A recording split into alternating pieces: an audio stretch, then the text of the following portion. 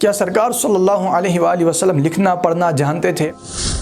آج کل کچھ لوگ یہ مغالطہ دینے کی کوشش کرتے ہیں کہ معاذ اللہ نبی پاک معلم کائنات صلی اللہ علیہ وسلم معاذ اللہ لکھنا پڑھنا نہیں جانتے تھے۔ حالانکہ یہ بات بالکل غلط اور بالکل باطل ہے۔ حق یہ ہے کہ سرکار دو عالم صلی اللہ علیہ وآلہ وسلم لکھنا بھی جانتے تھے اور بلا شک و شبہ پڑھنا بھی جانتے تھے۔ بات دراصل یہ ہے کہ نبی پاک صلی اللہ علیہ وسلم کا ایک لقب ہے امی ہونا، یعنی حضور صلی اللہ علیہ وسلم نے دنیا میں کسی سے لکھنا نہیں سیکھا، دنیا میں کسی سے پڑھنا نہیں سیکھا، بلکہ آپ کو سکھانے والا خود اللہ رب العالمین ہے۔ اس سے کچھ لوگوں کو مغالطہ ہوا کہ معاذ اللہ لکھنا نہیں جانتے ہیں، پڑھنا نہیں جانتے ہیں۔ یہ بالکل غلط فہمی ہے، کیونکہ سرکار دو عالم صلی اللہ علیہ وسلم کو جب خالق کائنات سکھانے والا ہو تو مخلوق سے سیکھنے کی کیا حاجت ہو سکتی ہے؟ خود اللہ تعالیٰ ارشاد فرماتا ہے اقرأ بسم ربک الذی خلق، اپنے رب کے نام سے پڑھیے۔ اللہ فرماتا ہے اقرأ وربک الاکرم، پڑھیے اور تمہارا رب بڑے کرم والا ہے، یعنی پڑھانے والا خود اللہ ہے۔ خود ایک اور جگہ فرماتا ہے وعلمک ما لم تکن تعلم، ہم نے آپ کو سکھا دیا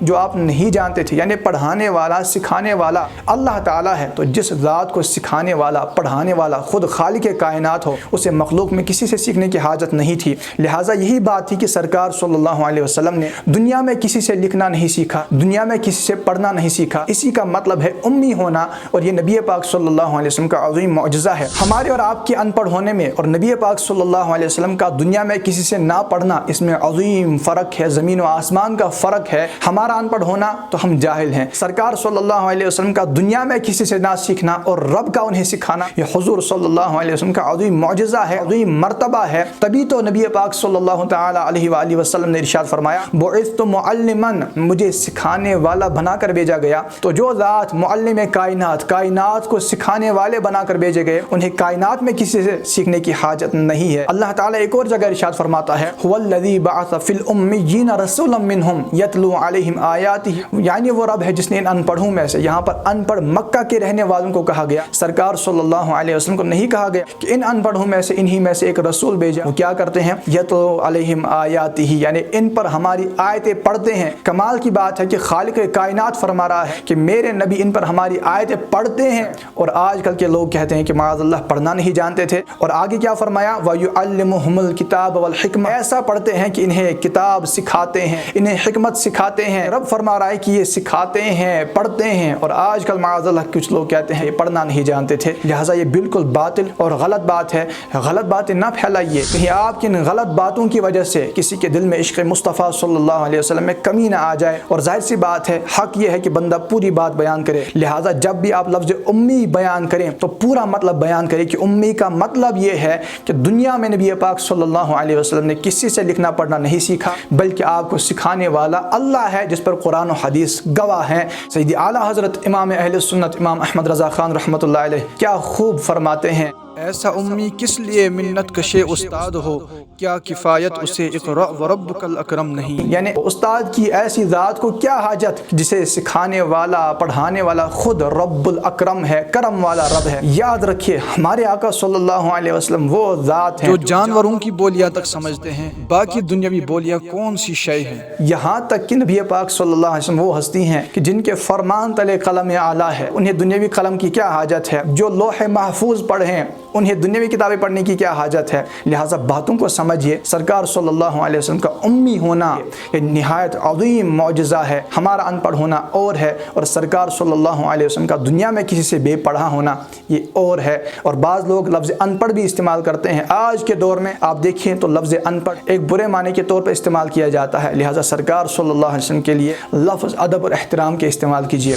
یہاں یہ بات ذہن نشین رکھیے گا کہ بعض لوگ حدیث غار حرا کی وجہ سے دھوکہ دینے کی کوشش کرتے ہیں۔ وہ کہتے ہیں کہ نبی پاک صلی اللہ علیہ وسلم کی بارگاہ میں جب حضرت جبریل امین علیہ السلام غار حرا میں حاضر ہوئے تو عرض کی اقرأ یعنی پڑھیے، تو سرکار صلی اللہ علیہ وسلم نے فرمایا کہ ما انا بقارئ، اور اس کا ترجمہ یہ کیا کہ معاذ اللہ مجھے پڑھنا نہیں آتا۔ حالانکہ یہ بہت بڑا دھوکہ ہے، کیونکہ ما انا بقارئ کا مطلب یہ ہے ہی نہیں کہ مجھے پڑھنا نہیں آتا۔ اس کے معنی یہ ہے کہ میں پڑھنے والا نہیں، یعنی میں نہیں پڑھوں گا۔ جس طرح ہم کہتے ہیں کہ میں فلاں کام کرنے والا نہیں، یعنی میں نہیں کروں گا۔ یہاں پر سرکار صلی اللہ علیہ وسلم نے گویا یہ فرمایا کہ اے جبریل علیہ السلام السلام میں مخلوق سے پڑھنے والا نہیں بلکہ مجھے پڑھانے والا تو اللہ تعالیٰ ہے۔ آپ ذرا پورے واقعے پر غور کیجئے کہ حضرت جبریل امین علیہ السلام 3 مرتبہ عرض کر رہے ہیں کہ اقرأ پڑھیے، اقرأ پڑھیے، کہ حضور نے فرمایا ما انا بقارئ، میں پڑھنے والا نہیں۔ گویا تمام امت کو کہا جا رہا ہے کہ نبی پاک صلی اللہ علیہ وسلم کسی مخلوق سے پڑھنے والے نہیں ہیں۔ اور جب جبریل امین علیہ السلام عرض کرتے ہیں اقرأ بسم ربک الذی خلق، جب رب کا نام لیا گیا، جب رب کی آیتیں پیش کی گئی تو حضور صلی اللہ علیہ وسلم نے پڑھا۔ حضور صلی اللہ علیہ وسلم لفظ اقرأ سے بڑی بڑی آیتیں پڑھ رہے ہیں، کیونکہ جب جبریل امین علیہ السلام نے رب کا نام لیا